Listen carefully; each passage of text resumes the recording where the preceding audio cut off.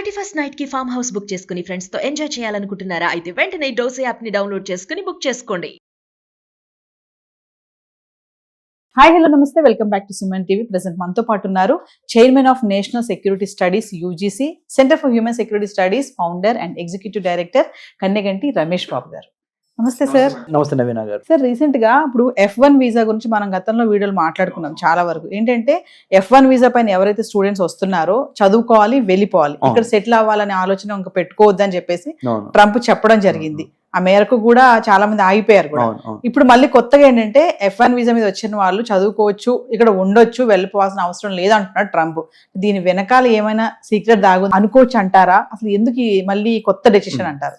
Donald Trump తీసుకున్న నిర్ణయాలు తాత్కాలికమే, tea కప్లో తుఫానే. ఎందుకంటే ఇండియన్ స్టూడెంట్స్ కదా అమెరికా వెళ్ళి చదువుకోకపోతే ఇండియన్ స్టూడెంట్స్కి నష్టం కాదు, అమెరికా ఎకానమీకి నష్టం అని నేను చెప్పాను. నేను ఎందుకో తెలుసా, వేల కోట్ల రూపాయలు భారతీయ విద్యార్థులు అమెరికాకి ఫీజుల రూపంలో చెల్లిస్తున్నారు.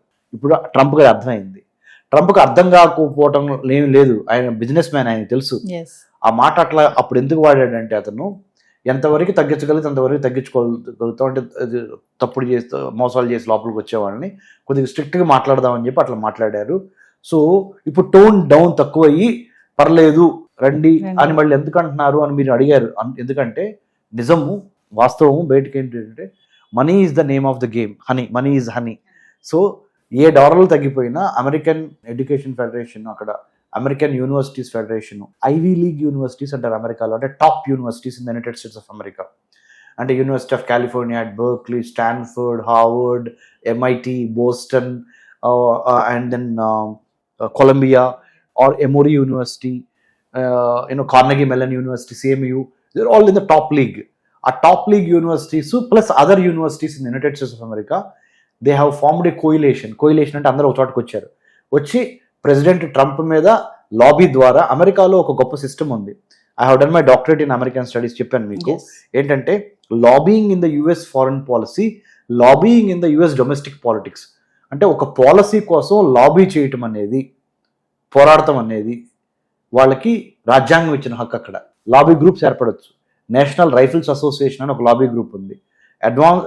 AIPAC అంటే America Israel public affairs committee అని ప్రో ఇజ్రాయలీ పాలసీస్ కోసం ఏర్పడిన lobby group.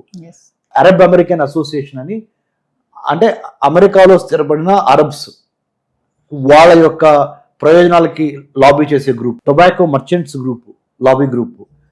Gun national rifles association అని very powerful, very rich lobby group. అంటే ఏం చెప్పదలుచుకున్నారంటే మీకు ఈ వీడియో ద్వారా మన తెలుగు ప్రేక్షకులకి, అమెరికాలో ఉన్న విద్యా సంస్థలు లాబీ చేసి ప్రెసిడెంట్ ట్రంప్కి చెప్పింది ఏంటంటే, మీరు దయచేసి మీ ఇష్టం వచ్చినట్టు మాట్లాడి మా పొట్టగొట్టద్దు, ఎన్నో కోట్ల రూపాయలు ఖర్చులు పెట్టి మేము ఇన్ఫ్రాస్ట్రక్చర్ డెవలప్ చేసి ఇక్కడ యూనివర్సిటీ సిస్టమ్స్ ఏర్పాటు చేశాము. ఆ యూనివర్సిటీ సిస్టమ్స్లో ఇండియన్ స్టూడెంట్స్ మేజర్ చంకు, చైనాను కూడా అధిగమించి ఇప్పుడు India number 1. Non resident Indians, అంటే ఇండియాలో పుట్టి అమెరికాలో చదువుతున్న భారతీయ విద్యార్థులు చాలా పెద్ద సంఖ్యలో ఉన్నారు. కొన్ని వేల కోట్ల రూపాయలు పర్ యానం, అంటే ఒక సంవత్సర ఆదాయం అమెరికన్ యూనివర్సిటీస్కి వస్తుంది. సో ఈ యూనివర్సిటీస్ అసోసియేషన్స్ అన్నీ వెళ్ళి అమెరికన్ ప్రెసిడెంట్ మీద, యుఎస్ గవర్నమెంట్లో యుఎస్లో 2 రకాల సభలు ఉంటాయి. ఎగువ సభ ఏమో సెనెట్, దిగువ సభ ఏమో హౌస్ ఆఫ్ రిప్రజెంటేటివ్స్, అంటే మనకి రాజ్యసభ, లోక్సభ లాగా. వాళ్ళ లా మేకర్స్ని కూడా వీళ్ళు వెళ్ళి యూనివర్సిటీ సిస్టమ్స్లో ఉన్న అన్ని అసోసియేషన్స్ వెళ్ళి అమెరికాలోవి మొరబెట్టుకున్నాయి, ఈ ప్రెసిడెంట్ ట్రంప్ గారిని కొద్దిగా కూల్ అవ్వమనండి, లేకపోతే మాకు ఇక్కడ రావట్లేదు. ఎందుకంటే అమెరికాలోకి వచ్చి విద్యాభ్యాసం చేసే స్టూడెంట్స్లో అతి ముఖ్యమైన వాళ్ళు ఇండియా వాళ్ళు. So these are the reasons అండి. అందుకని డొనాల్డ్ ట్రంప్కి అర్థమైంది. అందుకని టోన్ డౌన్ చేసి స్లోగా ఇప్పుడు పర్లేదు, F1 మీద కూడా ఇవ్వండి వీసాలు, కాకపోతే మీరు మంచి ట్రాక్ రికార్డ్తో రావాలి, దొంగ ఆదాయ మార్గాలు చూపించి రావద్దు, ఈ క్వాక్స్ని నమ్మొద్దు, అంటే మధ్యవర్తులు నమ్మొద్దు, ఇలాంటివన్నీ డొనాల్డ్ ట్రంప్ గారు వాటి మీద చెప్తున్నారు. సో అందుట్లో తప్పేం లేదు, అలా చెప్పడంలో తప్పేం లేదు. తప్పేడలో ఎక్కడ వస్తుందంటే జాతి వివక్షత కానీ లేదా ప్రాంత వివక్షత కానీ, అంటే territorial discrimination based on territory or country, discrimination based on color, మన స్కిన్ కలర్ని బట్టి, డిస్క్రిమినేషన్ బేస్డ్ ఆన్ రిలీజియన్, ఇవి లేకుండా ఓన్లీ మెరిట్ ప్రకారం మీరు వచ్చి చదువుకుంటానంటే మాకేం ప్రాబ్లం లేదు అనే విధంగా అతను మాట్లాడుతున్నాడు ఇప్పుడు. Yes. So I think Donald Trump గారికి అర్థమైంది ఏంటంటే America, let's make America great again అనే నినాదం కదా. మరి అమెరికాని గ్రేట్ చేయాలంటే అర్థం ఏంటి? అమెరికాకి డబ్బులు రావాలి. అమెరికాకి డబ్బులు రావాలంటే విద్యా వ్యవస్థ ద్వారా డబ్బులు రావాలి.